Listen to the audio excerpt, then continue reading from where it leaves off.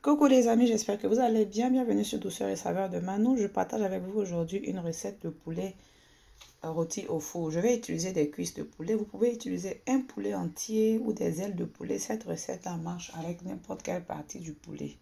Donc pour commencer, je vais faire la marinade. Et pour cette marinade, j'aurai besoin d'une cuillère à soupe de concentré de tomates, la moitié d'un oignon violet. Vous pouvez utiliser un oignon en entier. Le mien, il est très gros, c'est pour ça que je l'ai divisé en deux. Un ou deux poivrons, ça dépend de la quantité de marinade que vous voulez aussi.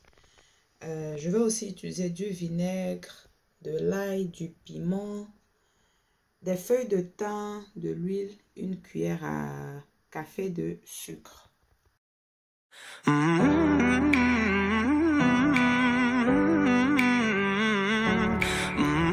Tous les ingrédients sont dans mon mixeur. Je vais maintenant passer le tout au mixeur. N'oubliez pas de vérifier la barre d'infos pour avoir la liste complète des ingrédients.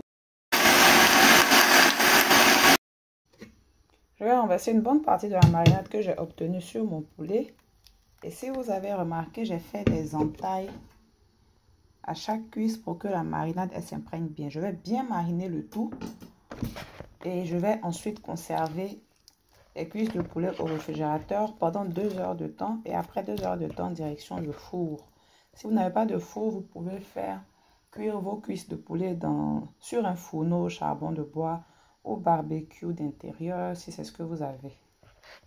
Voilà, mariner et conserver au réfrigérateur pendant 2 heures de temps. Si on est trop pressé, 30 minutes ou bien même on peut directement enfourner.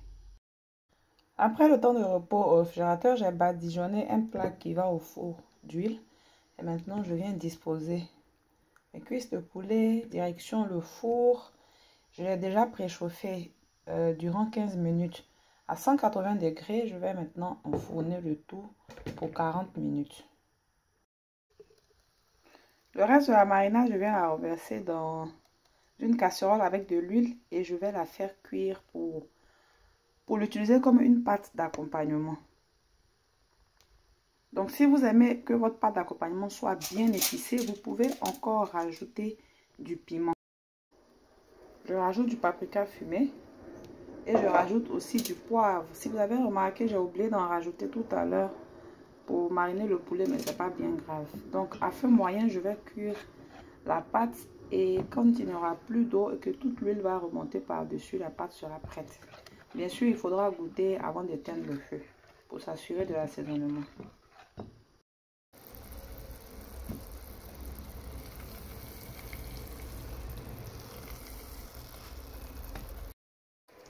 Au bout de 40 minutes, je sors le poulet du four pour le retourner.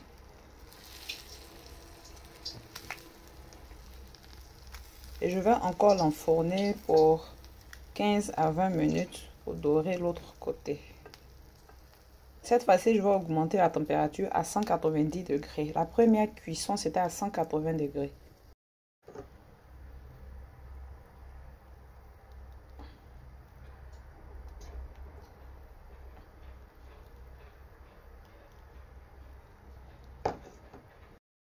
Donc, je suis en train de faire cuire du maïs pour l'accompagner avec mes cuisses de poulet. Vous pouvez bien évidemment accompagner avec ce que vous voulez. Et je fais aussi à côté un peu d'aloco. Après 10 minutes de cuisson, je sors mon maïs et je viens le poser sur une poêle pour bien le dorer. Nous arrivons à la fin de la vidéo. J'ai oublié de filmer quand j'ai sorti le poulet du four, mais c'est pareil. Voici le résultat final du poulet. Et j'ai fait une petite salade de légumes, oignons, tomates, concombres, bananes, plantains, frites. Le reste de la marinade que j'avais fait cuire pour faire une pâte d'accompagnement. Et maintenant, je viens finir avec le maïs. Bien sûr, vous n'êtes pas obligé de mettre tout ça. Comme je l'ai dit, vous faites avec l'accompagnement que vous aimez. N'oubliez pas de liker la vidéo. Si vous n'êtes pas abonné, abonnez-vous. Si vous êtes abonné, activez la cloche de notification. Bye!